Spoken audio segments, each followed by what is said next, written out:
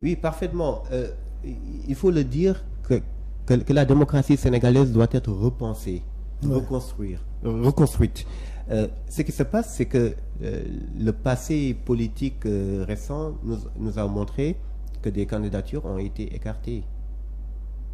2 candidatures. Karim Wade, Khalifa Ababakar Sall. Karim Wade. Et pour le cas de Khalifa Ababakar Sall, faut-il le rappeler, que la Cour de justice de la CEDEAO avait rendu une décision considérant que sa détention était arbitraire. Arbitraire, absolument. Pour Karim Wade, c'est le groupe de travail des Nations Unies, de l'Assemblée générale des Nations Unies, qui avait considéré sa détention comme arbitraire.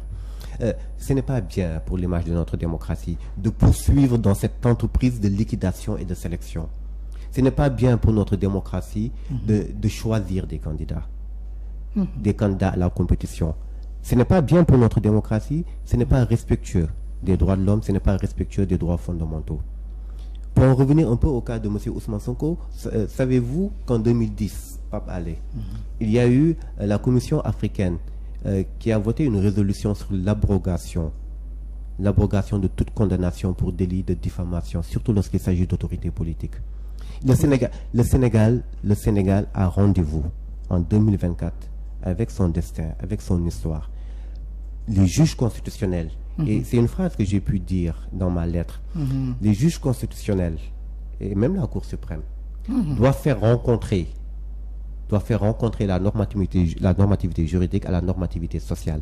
Parler de normativité sociale, c'est dire que le juge a une responsabilité sociale. Surtout lorsque le droit est avec les candidats dont la candidature aujourd'hui... Finalement, ce qu'on demande aux 7 sages, c'est de dire le droit, point barre. Tout simplement. Pas autre chose. Dire le droit et puis de cultiver, comme ce qui se passe ailleurs, un devoir d'ingratitude.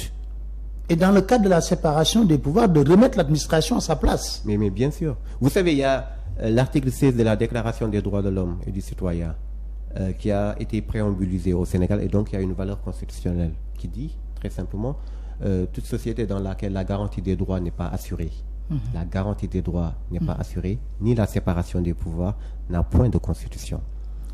2 choses, la garantie des droits fondamentaux, des droits civils et politiques, des droits de M. Ousmane Sonko, des droits de M. Bassirou Diomaye Faye, ni la séparation des pouvoirs. C'est quoi la séparation des pouvoirs?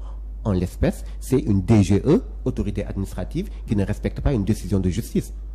Ce n'est pas respectueux de la séparation des pouvoirs. Absolument. N'a point de constitution.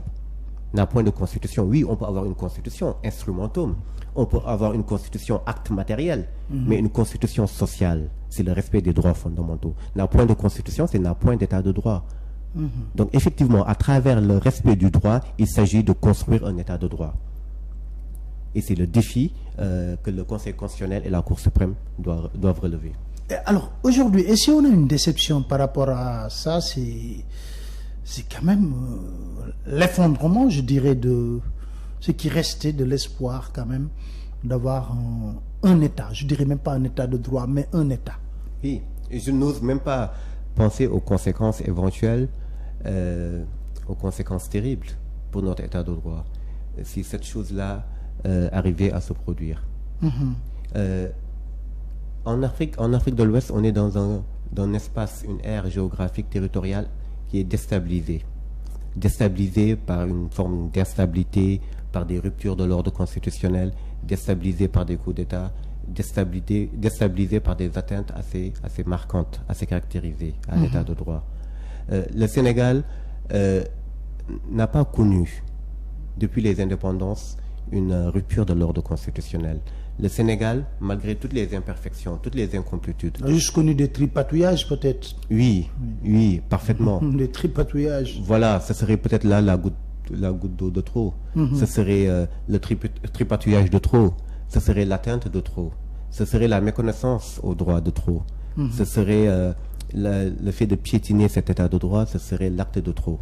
Et donc, l'objectif de cette lettre... cette lettre a pour objectif non seulement de rappeler cela au Conseil constitutionnel, mais il s'est agi pour moi très modestement de prendre ma responsabilité en tant qu'universitaire, en tant que professeur de droit, qui ne vit pas en marge de sa société, qui a une responsabilité sociale. Le droit que j'enseigne, je ne l'enseigne pas que pour mes étudiants, je l'enseigne avec une vertu pédagogique, un objectif pédagogique pour les Sénégalais. Je suis au service de mon peuple, du peuple sénégalais.